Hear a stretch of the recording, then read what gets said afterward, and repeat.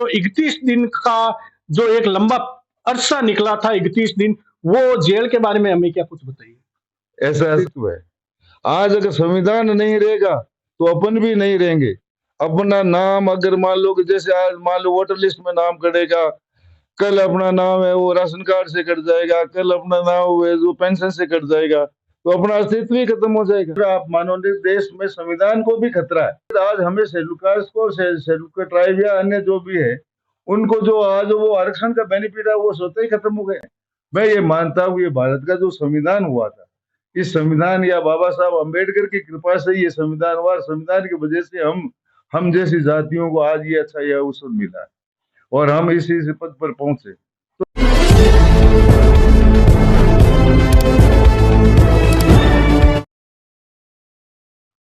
जय हिंद साथियों, मैं इलियास मोहम्मद खान। आप देख रहे हैं डेगना न्यूज। चैनल को फॉलो करो, सब्सक्राइब करो। आज हम बात करेंगे एक ऐसे शिक्षाविद से जिन्होंने अपनी लाइफ के अंदर क्या कुछ नहीं किया। अपना नाम और अपनी शोहरत के हिसाब से आप बिल्कुल जीरो से उठे थे और अध्यापक के साथ साथ में आप प्रिंसिपल की पोस्ट से रिटायर हुए। जब आप कितलसर स्कूल में गए थे तब कितलसर स्कूल का नाम पूरे नागौर जिले में ही नहीं पूरे राजस्थान में आया। उसके बाद में आप डेगाना हाई सेकेंडरी स्कूल में आए।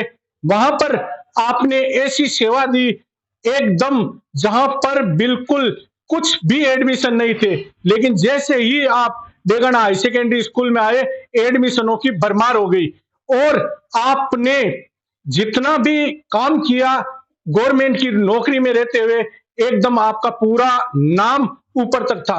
उसके बाद में आप जैसे ही रिटायर हुए तो रिटायरमेंट होने के बाद में आप राजनीतिक कैरियर में अपनी किस्मत थे वो आजमाने की कोशिश की।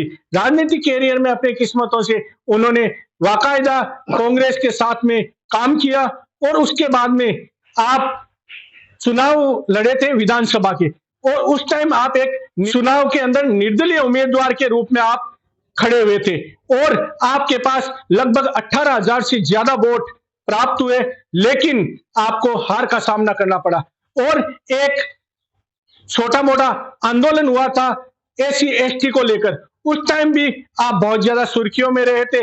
आपके ऊपर पुलिस के काफी कुछ अत्याचार हुए, लेकिन आप उस मैटर के बाद में बिल्कुल ही खामोश हो गए। तो आज हम बात करेंगे एक छोटे से गांव में जगड़वास में पले बड़े मांगीलाल काड़ा से।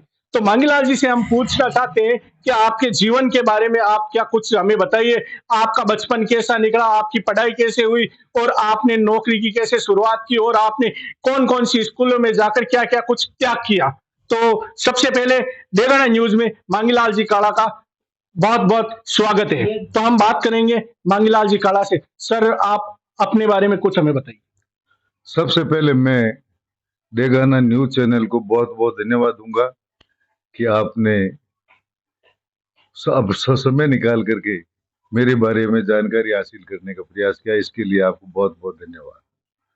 साथ ही मैं मेरे जो आपने जीवन के बारे में पूछा तो एक समझ एक आप मान के चलिए कि मैं जब अध्ययन कर रहा था उस समय, क्योंकि घर की पारिवारिक स्थिति ऐसी थी, उस समय से ही मैं बहुत ही मेहनती था। एक रविवार का अगर स्कूल जाता, उस दिन अगर वो छुट्टी होती तो भी मैं 5 रुपए मजदूरी के लिए मैं जरूर जाता। उसके बाद में ऐसे तैसे मैंने डेगाना हायर सेकेंडरी से प्रथम श्रेणी से हायर सेकेंडरी पास की। हायर सेकेंडरी पास करते मैं एसटीसी की। एसटीसी होते मेरा 77 में थर्ड ग्रेड में हुआ, 78 में मैं मतलब ये परमानेंट रूप से मैं इस सेवा में लग गया। 78 से लेकर के अब और भी मैं सेवा में रहते हुए मैंने ग्रेजुएशन किया, पोस्ट ग्रेजुएशन किया, डबल जो पोस्ट ग्रेजुएशन किया, एमएड किया, बीएड करके, और मैं पहले डायरेक्ट सेकंड ग्रेड में मैं बाड़मेर गया, जहां पर उस समय जोधपुर डिवीजन था। जोधपुर डिवीजन में मैं सेकंड रैंक पे था। उसके बाद में जब 93 में आरपीएससी के जब एग्जाम हुए और आरपीएससी एग्जाम हुए, मैंने आरपीएससी से फाइट किया, और 93 में मैं सेकेंडरी हेडमास्टर के लिए मैं नागौर जिले में शेड्यूल कास्ट में केवल 3 का सिलेक्शन हुआ। उसमें एक, उनमें से एक मैं ही एक ऐसा व्यक्ति था जिसका मेरा मेरिट में था। और उसके बाद मेरी जो सेवाएं थी वो आसपास के जिलों में थी, लेकिन मेन में डेगाना और कीतलसर रही। कीतलसर में की स्थिति ऐसी थी, वहां पर भी अच्छी थी, लेकिन मैंने बहुत ज्यादा वहां पर चारों ओर बाउंड्री का काम करवाया, वहां नया विद्यालय भवन बनाया, गेट का काम करवाया। फिर मेरी एक चुनौती थी, क्योंकि मैं इस हाई सेकेंडरी स्कूल में मैं जब पढ़ा था, तो मेरे साथ में मेरी एक चुनौती थी कि मांगीलाल, मैं आज इस प्रिंसिपल पद पर पहुंचा हूं, मैं इस स्कूल के लिए कुछ करूं। तो फिर मैं 2004 में 2003 में मैं प्रिंसिपल बना, जार सुनाने लगा। वहां 1 साल के बाद 2004 में मैं हायर सेकेंडरी डेगाना में 2004 में आने के बाद में मैंने सबसे पहले, ये जो आप ताजुब करिए सर, कि मैं 11th पास करने के बाद में मैं प्रिंसिपल बन गया था, जब तक इस हायर सेकेंडरी स्कूल में कोई एक ईंट ही नहीं लगी थी। वही हालत थी जो मैं 11वीं पास करके उसको छोड़ के गया था। फिर मेरे आने के बाद में मैंने भामाशाहों से जगह जगह संपर्क करके, और ये बाउंड्री का जब मैंने प्रयास किया, भाई इस विद्यालय के चारों ओर बाउंड्री। अब जब मैंने बाउंड्री की, और उस समय युवा सेवा समिति डेगाना थी, बाउंड्री का जब मैंने कोशिश करी तो बाउंड्री की यस हो गई, तो वो जमीन थी वो भी स्कूल के नाम नहीं थी, जमीन स्कूल का नाम नहीं थी। फिर तो वो मेरे बाउंड्री का जो सपना था वो भी साकार होने का नहीं था।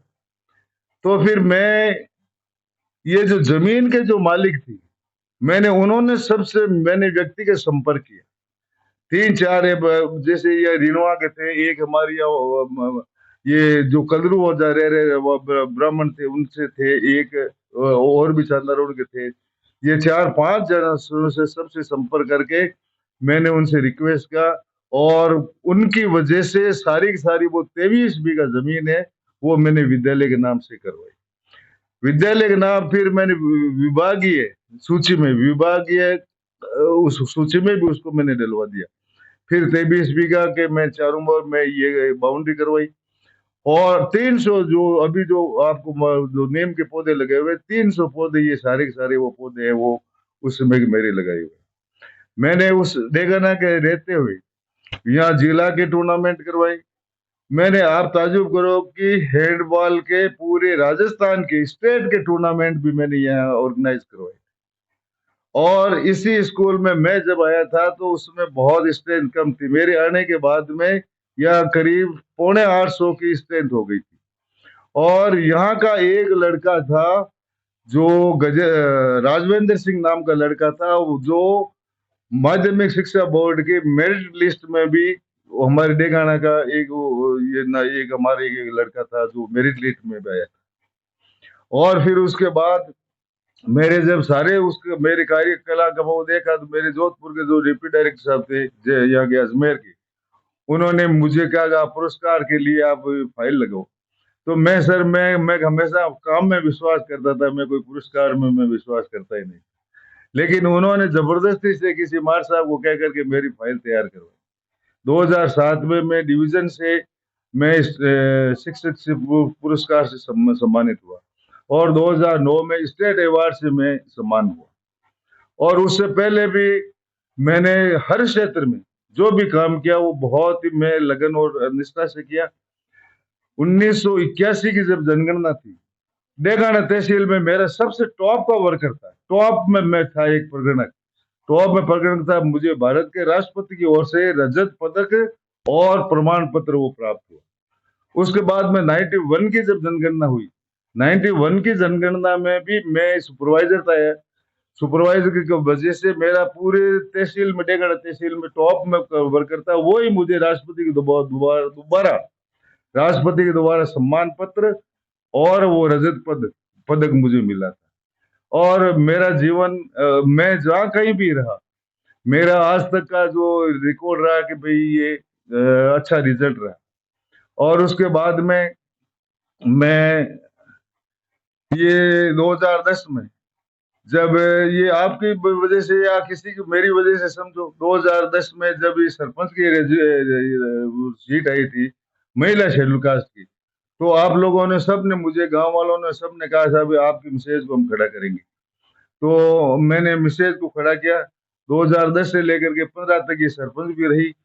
सरपंच के दौरान भी पूरे गांव में जो भी आप गांव से पूछ सकते हो भी कौन कौन से काम किए, मैंने सारे गांव वालों के पट्टे बनवा दिए। घर घर में आज दिन भी एक झगड़वास आपको ऐसा गांव मिलेगा जिसमें घर घर में आपको पानी की टूंटी बिल्कुल निःशुल्क मिले। क्योंकि पानी का बेरा था, वो 23 साल से पड़ा था। मैंने यहाँ पंचायत से मोटर लगवा करके और पूरे गांव में नल सप्लाई करके घर घर में पानी की व्यवस्था की। तो और पूरे गांव में मैंने सारे रोड की व्यवस्था करी। और ये क्योंकि मैंने हमेशा ईमानदारी से हमेशा काम किया। और रिटायरमेंट होने के बाद में मेरा खुद का एक ये था कि भी अपन है ना कुछ अब अपना जो जीवन है कुछ सामाजिक कार्यों में भी अपन व्यतीत करें, क्योंकि ये दूसरों में तो किया ही है लेकिन सामाजिक में भी करें। तो समाज में संयोग से 2018 में जो SC ST का जो एक्ट जो वर्तमान सरकार है, SC SC जो एक्ट था उसमें उन्होंने क्या उसको बिल्कुल खत्म कर दिया था। उसके लिए पूरे भारत में आंदोलन हुआ, भारत बंद का आंदोलन हुआ था, जिसमें मैंने डेगाना में मैंने उसका नेतृत्व करते हुए और बहुत अच्छा ये डेगाना में अच्छी सफलता हासिल की। उस मामले में मैं राजनीतिक रूप से कुछ पीड़ित हो गया तो मुझे 31 दिन जेल भी जाना पड़ा और कई केसों से भी मैं संघर्ष करना पड़ा। आखिर में जो भी क्या कि सत्य की जीत होती है, हम तो बिल्कुल बेगुनाह थे, तो वो कुछ भी नहीं है, वो सारे के सारे केस है वो खारिज हो गए। उसके बाद में फिर 2018 का वो भी इलेक्शन आया। इलेक्शन में मैं वो सारे जो हमारे समाज के जो व्यक्ति थे उन्होंने खुद ने कहा साहब आप चुनाव लड़िए, चुनाव लड़ो ताकि अपने जगह अपनी खुद की वो बताएं। तो आपको मालूम है कि मैं उनके कहने से समाज के दूसरों कहने से मैंने 2018 का चुनाव लड़ा। 18,000 वोट मैंने प्राप्त की और विधानसभा में मेरा तीसरा स्थान था सर, क्योंकि दो फर्स्ट सेकंड तो थे ही, थर्ड स्थान पे मैं ही था। और उसके बाद में फिर मैं क्योंकि शुरू से ही क्योंकि मतलब वो कहते हैं ना कि एक आदमी के ऊपर दो चीज का इफेक्ट होता है, एक तो हेरिडिटी एंड एक एनवायरमेंट, वातावरण और वंश। तो मैं उस वंश में पला हूँ जहां पर क्या कि जो गरीबी है और वो बिल्कुल जमीन से उठे हुए हैं। और इस वजह से आज हम जो भी आज जिस अवस्था में हैं, मैं ये मानता हूँ ये भारत का जो संविधान हुआ था, इस संविधान या बाबा साहब अम्बेडकर की कृपा से ये संविधान हुआ। संविधान की वजह से हम जैसी जातियों को आज ये अच्छा यह अवसर मिला है और हम इसी पद पर पहुंचे। तो मेरी शुरू से ये धारणा थी कि बाबा साहब अम्बेडकर के प्रति मैं समर्पित था और मैं कांग्रेस विचारधारा से प्रभावित था। इसलिए चुनाव लड़ने के बाद में मुझे माननीय रिछपाल सिंह जी मिर्जा साहब ने कहा कि काला साहब आप कांग्रेस में आ जाइए। और उस समय मैं कांग्रेस में मैंने ज्वाइन कर ली और CM साहब अपने गहलोत साहब खुद थे, उन्होंने मुझे कांग्रेस की सदस्यता दिलाई। जब से लेकर के मैं आज तक मैं कांग्रेस के लिए बिल्कुल एज ए सक्रिय कार्यकर्ता के रूप में काम कर रहा हूँ। और जितनी हो सके हम ये चाह रहे हैं कि जो भी आज वर्तमान जो सरकार है, वर्तमान सरकार में आम आदमी कितना परेशान है, आज कितनी गरीबी है, कितनी बेरोजगारी है, कितनी आज शिक्षा महंगी है और आज जो आरक्षण को खत्म करने की जो साजिश रची जा रही है।